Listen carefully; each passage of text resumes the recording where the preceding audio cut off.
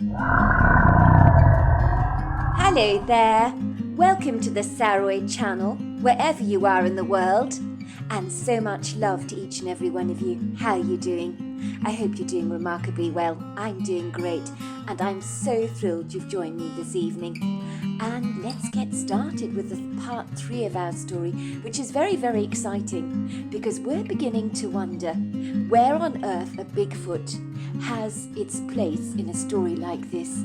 But I think you'll be surprised when you find out. So let's get started with part 3 of our story. Begging the man to remove his leg. "I'm very sorry, Mr. Finnegan, but I cannot possibly oblige your request. It is against everything that I represent. Your leg is perfectly healthy. I cannot possibly amputate it." "Please, doctor," he asked him. "My leg is killing me. Don't you understand? Don't you understand?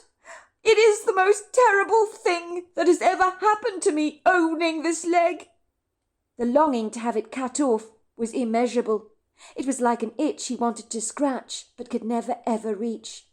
George looked down at his right leg, stroking it tenderly, although he was so revulsed in doing so. "Thank you, right leg, for being so useful to me," he said, squirming at the very words. "I'm grateful that you helped me to walk." George had decided on the plane home from India that he was going to come clean about the issue with his leg and tell his wife Jess about his strange meeting with Sanchez the guru, who had levitated with crossed legs above his yoga mat. He admitted to himself that he'd been astounded by that. I mean, to master the mind so much that you could literally levitate above the ground was extraordinary, to say the very least. George decided when he returned home he needed to have a long chat with his wife. Part of admitting that he had a problem was coming out with it. He wondered how his wife Jess was going to react when he told her his disfiguring news about the issue that had plagued him for so very long, an issue he was going to have to learn to embrace. George's wife looked apprehensive when he told her he had a confession to make. After dinner in the living room, when George was in the kitchen washing the dishes, she quickly phoned her best friend Bianca. "Bianca, it's me. This is it," she whispered down the phone. "This is it." "What are you talking about, Jess? It might help if you actually speak to me in plain English." "This is the moment that I've been dreading all my life. George, he's going to end our marriage. I know he is. He's been having an affair. He's been seeing someone. He has a confession to make to me. He said we needed to talk. When a man says we need to talk, you know what that means." "Oh, my God," said Bianca. "I don't know what to say, Jess. I'm so sorry. That sounds ominous. That's exactly what Niall said to me when he admitted to the affair he was having with Lydia. He said, 'We need to talk.' Those are the very worst words in the entire English dictionary, I have to say, Jess." "Well, at least Niles was sorry. He wanted to stay with you, didn't he? He was seeking out your forgiveness. But this is different. I think George wants to leave me for good, shack up with his new love. But he's such a good man. You know what he's like. He doesn't want to hurt me. I couldn't help noticing that in his briefcase he was looking for a country retreat. He's planning to buy a place for his floozy. I love him, Bianca. I don't know what I'm going to do when he confesses to his love affair. I think I've known all along he was up to something. You know I've told you often enough that he's been so secretive during our entire marriage. I know he loves me, but supposing he loves someone else more. A wife can pick up things, you know. Get this, Bianca.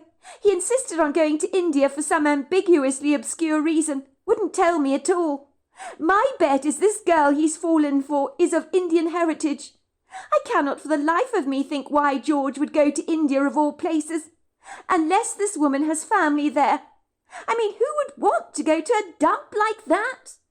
Ever since he returned from India, he's acting and behaving very strange. I mean, he's walking taller, his shoulders are less slumped, and he looks lighter on his feet, as if he's had a load lifted off his mind. My bet is he went to India with his love, and he possibly asked the parents if he could marry their daughter. They're very formal about marriage settlements over there. And now he's about to tell me about the whole sordid affair. This is nonsensical, Jess. How can he possibly marry someone else when he's married to you? He'd have to get a divorce first. Whoever she is, she's a prized bitch, said Bianca. I can't stand women who have affairs with married men. Do they have absolutely no shame? Can they not keep their hands to themselves and choose men who are not committed to their wives? I ask you, why do they find other people's husbands so irresistible? It's because they want what they can't have, like Eve in the Garden of Eden. I must have that apple because I ain't allowed to eat it. Doesn't it make you sick? The woman, whoever she is, she's a snake in the grass. How can she do this to you? I know, said Jess, hanging her head sadly, the tears clouding up the back of her eyes. My husband's in the kitchen right now as I speak, washing the dishes like he does every single night. I mean, Jess, how many men do you know that actually enjoy washing dishes? My husband's a diamond. I'm about to lose him to an Indian woman. For so long he's been going around the place like a bear with a sore head, slumped shoulders, sorrowful expression, lugubrious. And it's because he can't bear to be married to me a moment longer. All this time he's loved some other woman for years and years. And now he's about to confess to me. He's going to come into the living room any second now and tell me that what he's been doing, that he's been nursing this secret for a long time. Oh, do you know what? I'd prefer to live in denial, I really would. I don't want it to come to this. You've been telling me this for years, Jess, and I am so sorry. I honestly don't know what to say. Call me when it's over, when he's told you everything. You're welcome to stay with me and Niles if you can't face being under the same roof.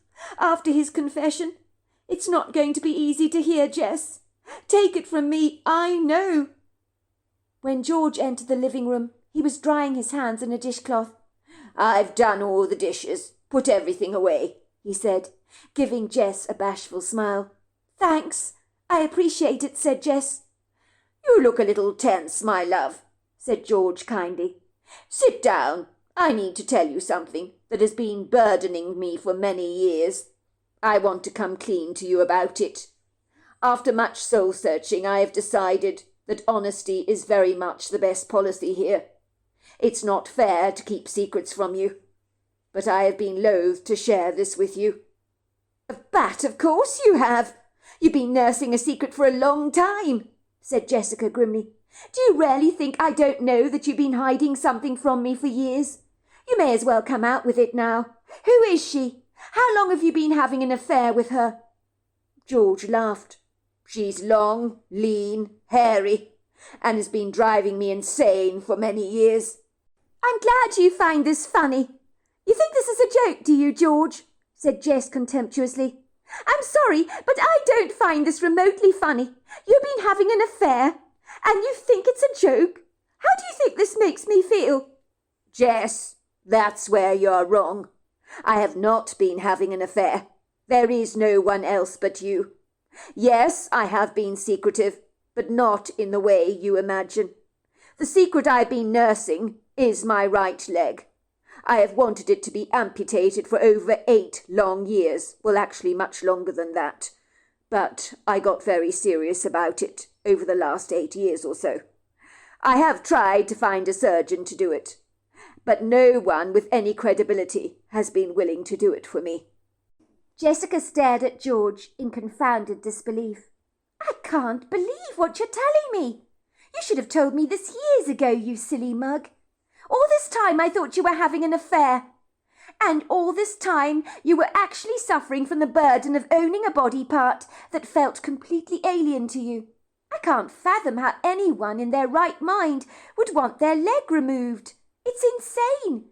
It does sound like you're suffering from a very tragic case of body dysmorphia, which can happen to people in a plethora of different ways, I'm told.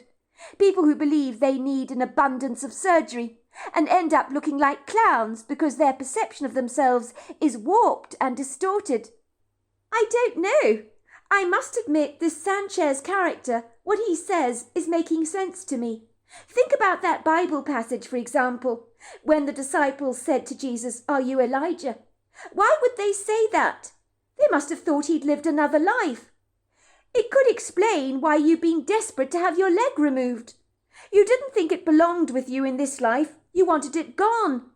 I noticed you had some brochures about houses in the Georgian countryside. If you think moving away will help you, well then let's do it.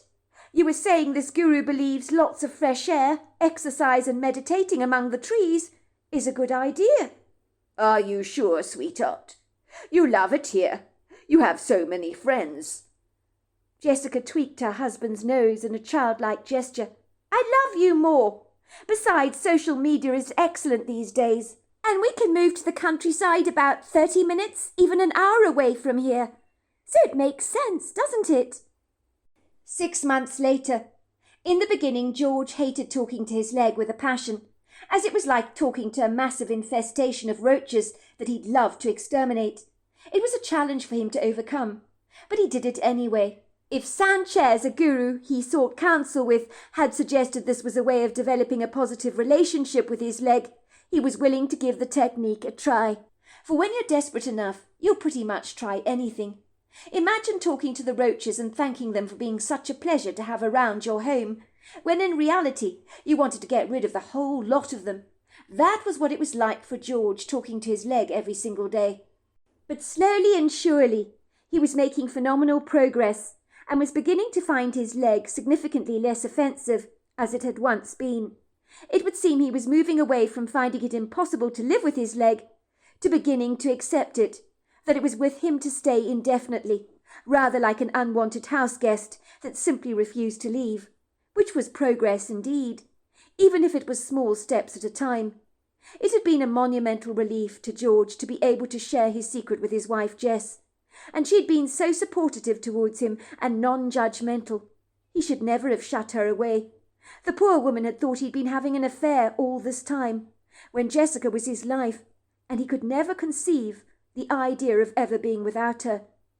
It was Jessica who'd insisted on the move, believing that if Sanchez, the guru, had encouraged they get close to nature, then that is exactly what they should do. Jessica reminded her husband that if this guru could levitate in the air while meditating, that he had powers that were beyond them, and it would be wise to listen to the learned advice of a guru and yogi.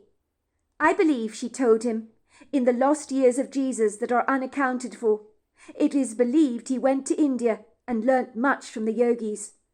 The couple didn't want to leave their lovely historic neighbourhood in Somerville, which is south of downtown and possesses a strong sense of community, but they decided to move further away, to a Blue Ridge mountain town, of which there are many in the Blue Ridge region.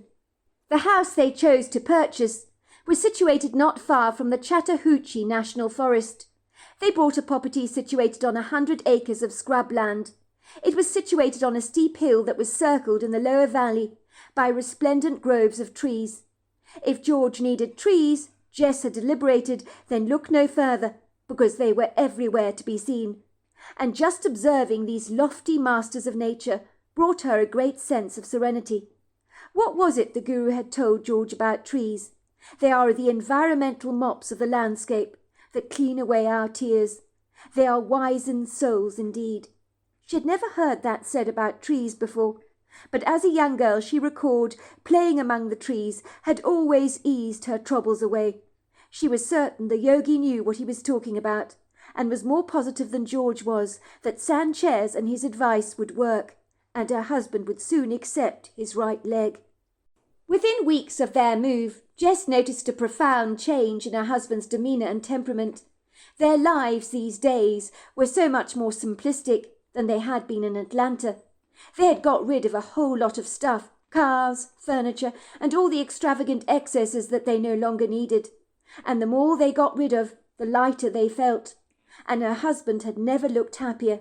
These days he was smiling more, and there was a definite skip in his step, and his slouch posture was now an ancient relic from the past, for he held himself with a very straight deportment. George's account. The best thing that I ever did was seek the counsel and advice of the illustrious guru Sanchez. Even though I left India, recoiling at the very idea, of talking to my leg affectionately every day, telling it how much I fully appreciated it, when all I wanted to do was to have the whole thing hacked off and be done with it. Imagine being married to an ugly toad, and every day being forced to tell her how beautiful she is, when all you want to do is run the hell away from her. So, in the beginning, telling my leg affectionately how much I appreciated it was very arduous work indeed, but I bit my lip, grimaced, and did it anyway. And then I did what Sanchez had suggested, and spent much of my time meditating among the prepossessing towering trees in the grove, whom seemed to hug me in a warm embrace, and cocoon me under their generous canopies, where only soft prisms of ethereal light danced through their outstretched leafy boughs. It was here where I was fanned by the leaves, rustled by gentle, cool breezes that kissed my cheeks tenderly. And that's what I felt in the woodgrove, a loving connection to every single thing, every plant, every flower, every bird, every animal, and every human being. It seemed as if everything was unequivocally connected. I do believe the trees did mop up my tears for the lugubrious melancholia that I had worn like a bracelet on my person, for it just dissipated. My meditation helped me to see the world through very different eyes, that made me significantly far more detached towards all things material. I had always been a restless, agitated, uptight spirit who lived on tenterhooks rather like a cat on a hot tin roof. But I took a yogi mat into the grove every day and sat under the tree with my legs crossed and began to meditate, much like Sanchez had done in India, although I was a novice at the practice. The heaviness that had suffocated me for so long was miraculously lifted off my life. And when I say miraculous, that is what it truly was. I felt like a restrained prisoner who'd finally been uncuffed by the prison guards and set free from my incarceration, or a bird in a gilded cage with clipped wings finally being able to fly up into the heavens with outstretched wings, no longer confined to the boundaries of my cage. Sanchez had told me he'd see me again to check on my steady progress, and I remember thinking to myself, how the hell is that going to happen when I'm not going to return to India any time soon? Although I hasten to say, it was one of the most memorable trips that I've ever enjoyed, for to be tired of the vibrant streets of India is almost certainly to be tired of life. I was very glad to have moved to a Blue Ridge town, well, close to one, that is. The fresh air, the prepossessing views, the simplistic way of life, devoid of the relentless pursuit of material gain, was liberating. Every day I would leave the house, take the very steep path down the hill to the valley below, where we kept our cars parked, and our storage barns, because you could not even get a jeep up that steep incline. But the house offered us spectacular views, so it was a small price to pay, having our 2 cars parked on a lower elevation. Once I was on the flatter but sprawling bluff, I walked through an earthen path in the trees, where the trails had been fastidiously maintained by the previous owners, which was a jolly good thing, as there were many thorny briars and blackberry bushes that could easily scratch you to pieces, that I would do well to avoid. Luckily they'd cut the trails through the trees for hunting parties in the past. I would take my regular sanguine position under the shade of the most enormous oak tree, that was, at a guess, over 300 years old. This remarkable-looking tree, very statuesque, very imposing, hugged me with its open arms. Not literally, of course, but I felt as if it was enwrapping me with its love. I loved to meditate under its shaded canopy that she magnanimously offered me, and as strange as it may sound, I felt an odd sort of connection to her. One day something quite extraordinary and profound happened, something that all these years later leaves me with only 2 words. What the hell? For what happened, not even in my wildest imaginations could I have envisaged, anticipated, or perceived. But I was to learn our world is a hell of a lot more mysterious than we give it credit for. But most of us go around with our eyes closed, so we're not open to tap into these universal mysteries. I include myself in this. It was only through my meditation that I was beginning to open up like a rose. I was walking through the grove with a significant skip to my step, for I was full of energy and I felt spirited and enthusiastic. It then occurred to me how lucky I was to have 2 legs, for indeed if I only had one, then my somewhat ungainly amble through the trees would be significantly less enjoyable, Imagine if I had to wear a prosthesis or was walking with a crutch. If that were indeed the case, I would be finding it impossible to tackle some of these hilly, rather rocky trails. Even with 2 legs it was a challenge, for the gnarled boughs of the trees, like the veins in a very opaque hand, would bludgeon their way over the forest floor, and on several occasions I was brutally flung off balance, landing on my hands and knees on the ground. When I had this thought, it was as if a light switched on in my head, but at the very same moment everything in this wood grove began to shift. My environment seemed to change, and I literally mean physically change. If I had not become a regular meditator, I might not have noticed these subtle alterations and shifts in my environment, but of late my senses had sharpened. If you had said I had slipped into a parallel universe, I would have absolutely believed you. The pretty bird song in the woodgrove became more enhanced. The trees began to swagger and sway their boughs in a spirited frenzy, almost as if they were dancing with a level of inebriation in their systems. For the woodgrove seemed to be celebrating something. It felt idiosyncratic, rather peculiar really, and I couldn't for the life of me figure out what this was all about. I sat back on my mat, crossing my legs, overcome with the bizarre sense that I was being watched, and I was very much not on my own. I turned around to study my immediate environment closely, my eyes skimming through the trees, looking for any signs of movement, the glimmer of a shadow perhaps, but I saw nothing. I knew without a shadow of a doubt something had to be there. I could not for the life of me figure out what it was. I had unrolled my mat on the ground underneath the old oak tree, and I sat with my legs crossed over, overcome with the bizarre, overwhelming sense that I was not alone and that I was being watched. I turned around to study my immediate environment more closely, my narrowing eyes skimming through the trees, looking for any signs of movement, the glimmer of a shadow perhaps, but I saw nothing. I knew without a doubt something had to be there. "Who's there?" I called out, but there was no response, only the echo of my voice returning back to me, making me suddenly feel rather foolish. I resumed my posture and began to chant under my breath. I tried to calm down my busy mind, and that was when I saw her. Nothing was to prepare me for what I was about to see, as the dark, ambiguous shadow moved reticently towards me, snapping branches and boughs. And then she was only feet away from me, studying me closely. It was a female Bigfoot. Was I afraid? Absolutely not. Did I think what I was seeing was real? Absolutely not. This, I suspect, was the problem. I was doubting what I was seeing. Now, I really did think I was caught up in a hallucinatory state. But as I adjusted to the creature and her incongruous presence, I settled down to the startling revelation that she was indeed real, not just a figment of my imagination. One way I did this was shutting my eyes as tightly as I could and opening them wide again, but she still remained standing there, very stoically, larger than life. In truth, she was very intimidating, incredibly daunting. I mean to say she was tall is an understatement. Exactly how tall and how broad she was, I do not know. But she was ponderous and Herculean in size, robustly built with stocky proportions, powerful muscular definition, and a strength you'd expect to see in a creature of great size like an elephant or a rhino. I knew I had nothing to fear, for this ambiguous creature wore a halo on her head of intelligence, wisdom, and kindness. Of course I couldn't physically see it, but I sensed I was in the presence of a beast far more intelligent than myself, and infinitely more kind and compassionate than any human that I've ever encountered before.